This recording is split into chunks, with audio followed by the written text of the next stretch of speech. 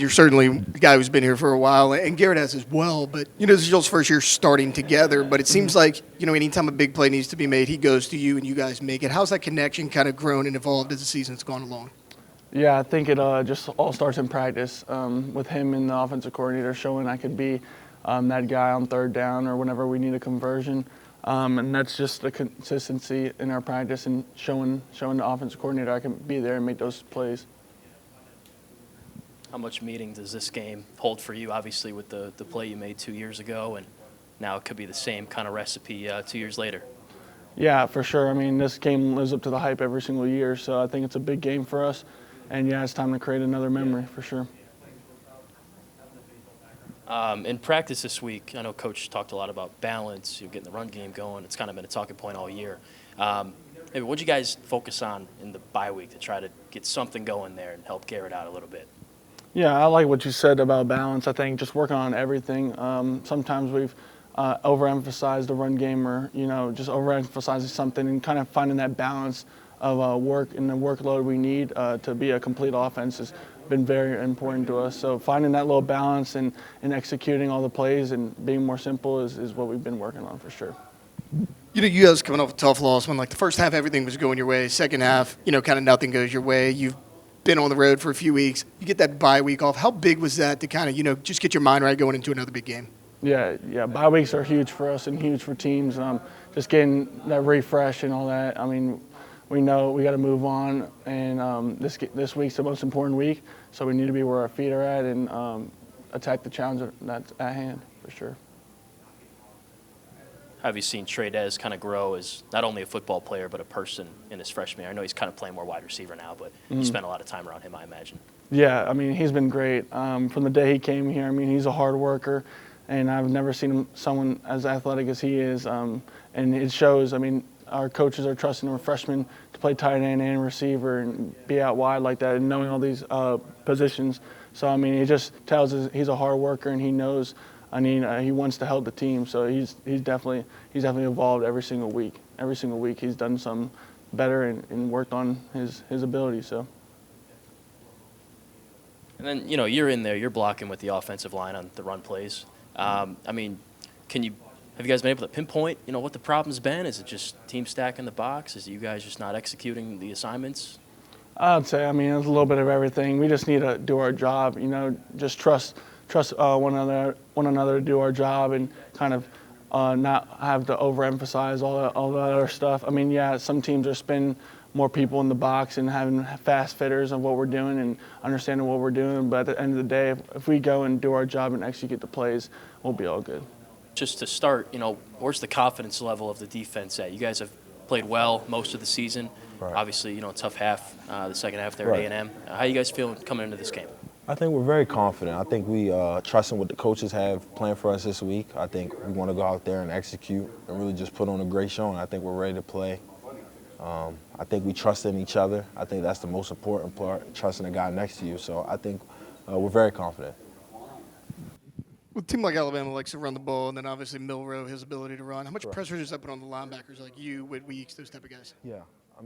I think Milroe creates a lot of problems for defenses, really at all levels, up front, linebacker-wise, and secondary. So, it's really, we're going to need all of us. Everyone has to hone in and do what they're supposed to do and do their job. It's not going to be a one guy that can just stop him. It's going to take a collective group of guys going out there and just doing what we're supposed to do. Do you still kind of actively think about, some of the mistakes you guys may have made in the game last year, plays that you'd like back? Right. Because you're probably going to see the same ones in some respects, right? Yeah. I would say so. Try not to dwell on last year too much, but for sure. You think about last year and how we could have came out on top in that game, and definitely it's in your back of your mind that you want to come out and get the job done this time. So going out there and executing would be really important. I know you're not in the secondary, but you're kind of the leader of this defense. You know everything that's going on. A guy like Zy Alexander, he allowed Sage to move to safety. He allowed Major Burns. How big has he been? He's kind of shut down one side of the field most of the year, right? Yeah, Zy's really big, man. He's like the silent assassin. He don't really say too much, but he just get the job done, man. he's a guy that I've watched really grow since he's been here. His confidence, I say, is the main thing that I've seen him take the next step. I think he's always been good, but I think he's really confident in what he's doing now. So I think that's taking his game to the next level. So just him being able to have that one side occupied has been really good for our defense. How different is Blake's plan to defend Jalen in this offense? I know it's kind of a different offense than last year. Yeah, correct. Maybe is your plan different this year versus last year under Coach House? Yeah, for sure. It's definitely different. And I think the whole defense is excited for what Coach Baker has planned. And we just really want to go out there and really execute for him to show that the game plan was really good. Maybe, obviously you don't want to get into specifics, but what are some of the hallmarks of the plan? Like, what do you need to execute in this game? To make it simple, really just with a running quarterback, creating extra gaps and things like that, guys just having their eyes right and doing their job is basically the simplest way I could put it, to not give away the game plan, but really just doing your job and not trying to do the next person's job, just making sure you know what you're doing. I know everybody spoke to you after the game last week or 2 weeks ago. Yeah. You guys kind of get the sense that you're not panicking about what happened that second half? Because I mean, how hard is it as a guy that kind of holds the defense together to switch quarterbacks mid-game and you weren't really prepared for the other one? I mean, last week's last week, but I mean, as a defense, we're not even dwelling on that. We know the type of defense we could be if we go out there and execute. So, I mean, last week's last week. I mean, they had a great game versus us, so it is what it is, but we just focus on Alabama right now. Last one, guys. Any more?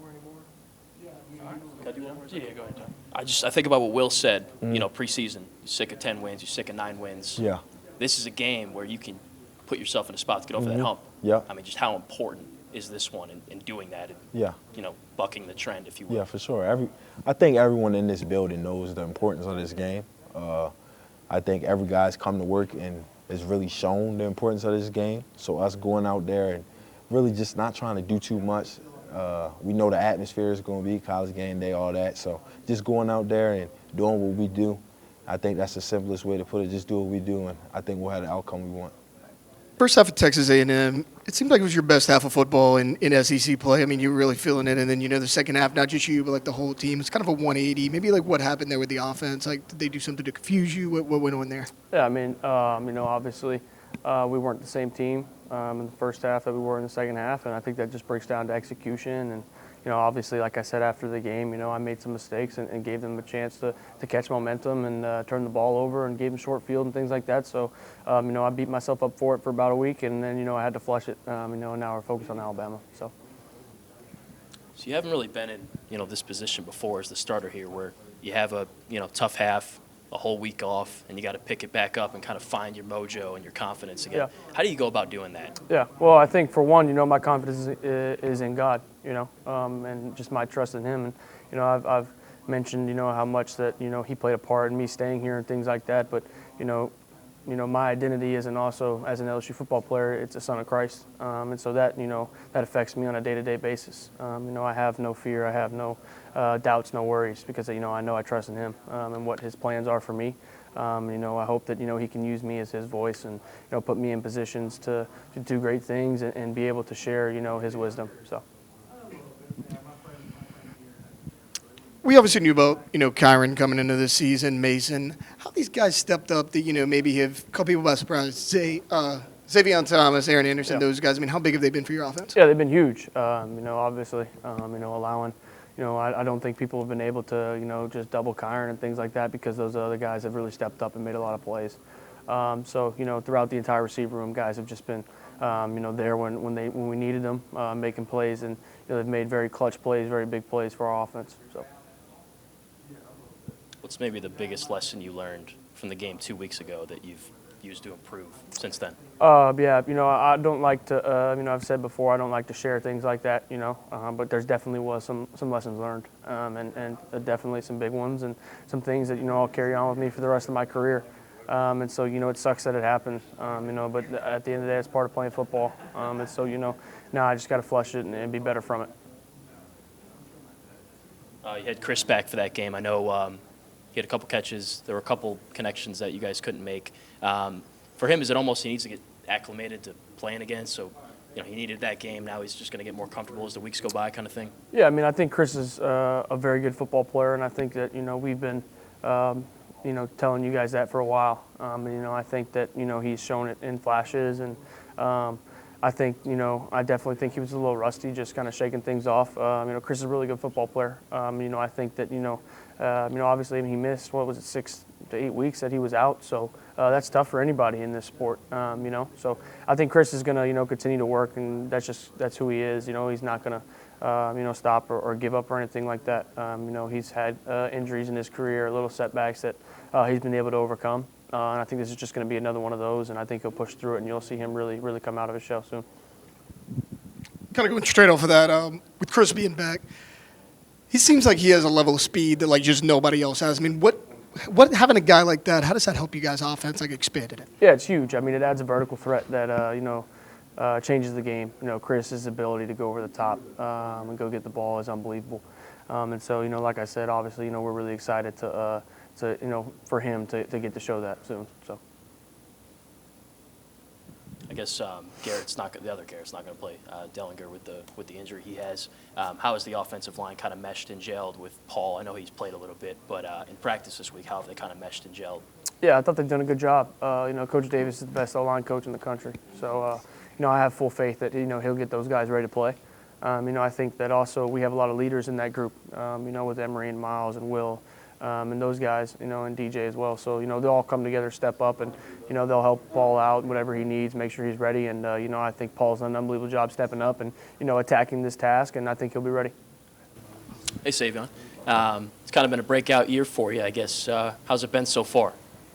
It's been pretty good. I'm doing one of my main goals, which is to stay consistent. So I like how my year turning out so far. Sai'vion, you and Braden Swinson, off the edge, have been a really good duo this season, pass rushing wise. What's it like playing with a guy like him? That way, not all the attention's on you. Everybody's got to kind of worry about both you guys off the edge. It's good to have a pass rusher that's equally just as good as you. That just takes some of the load off you because it's you can't double team both of us. So it's kind of like you pick your poison on who you want to wreak havoc in the backfield during that game. So, how has Kevin Peoples kind of helped you transform your game and improve in 1 year's time so quickly? I just feel like the way he breaks stuff down and the way he explains drills is just different from any kind of techniques that I learned. I feel like that's what helped me to elevate my game. Going against Alabama, who likes to run the football, whether it's Milroe, Justice Haynes, Jim Miller. How important is pass rushing this week? Because if you guys can stop that run and get Milroe in the air, you guys have been really good at pass rushing. I mean, how important is that going to be this week? I feel like it's extremely important because we all know that he got good legs on him. He quick to get out the pocket, but we can't rush scared of his abilities to run the ball. We can't let his legs hinder our ability to pass rush. So it's just, making smart rush moves, knowing what kind of rushes we could do during what kind of plays. So. What do you remember about last year's game specifically? Because it's a decent amount of the same guys they have on their team, and same with you guys. Maybe just kind of what mistakes did you fall into last year that they're going to try to force you to do again this year? Well, one of the main things I still remember about last year is just the intensity on the field, the competitiveness from the O-line to the DBs and stuff like that. It's just, it's LSU versus Bama. So, every time we play each other, it's just going to be that kind of atmosphere, and that's one of the main things I remember. It's been a while since you guys have been at home. You're on the road at Arkansas, obviously A&M. What's it going to be like being back at Tiger Stadium? I feel like it's going to be an electric crowd. Of course, it's going to be packed out as always. I feel like our fans go play a big part in the deciding factors of the game. So Coach mentioned on Monday that going into this game last year, you didn't really know exactly what they were doing offensively because Milroe wasn't the starter coming into the season. Is it easier this year to kind of have a game plan set in a way to defend them because you kind of know what he does, what his strengths are, and he's been the guy every week for them? Yeah, I feel like it's definitely easy. We get a lot more film on him, a lot more tape that he has compared to last year. So it just helped us be more well prepared going up against him. Obviously, you guys struggled against Marcel Reed, stopping the run, but like, how much does a game like that help you going against another running quarterback very next game? Well, it helps a lot because, as you know, a lot of quarterbacks in the SEC is a mobile, dual threat quarterback. So being able to stop a quarterback like him, who's like at the top of dual threat quarterbacks, it just helps us carry on into the next few games. Along that same vein, you guys had shut down Green from Arkansas the week before. He's dual threat, obviously, he runs it well. How hard was it to kind of switch your mentality from the first quarterback A&M had, who was more of the pocket passer kind, versus the guy that came into the game? And I imagine your game plan wasn't really oriented to stop the running quarterback, right? Because he didn't start the game. Yeah, one of the main things you gotta know when going into a game is, what kind of quarterback you could be facing. Is he a stay in the pocket? Is he quick to escape out his right? Does he scramble up the middle? So I guess one of the most important aspects is just knowing what kind of personnel you're getting into the game and being able to match that personnel. Anything else, guys? What did you guys do well against Arkansas to kind of shut down their dual threat, running quarterback? I felt like we stuck to the small details, whether it's if I'm squeezing down, do I keep my left foot up so I can have my hip open and run outside, or just other small details like that. I felt like we really paid attention to that throughout the week, which helped us win the game.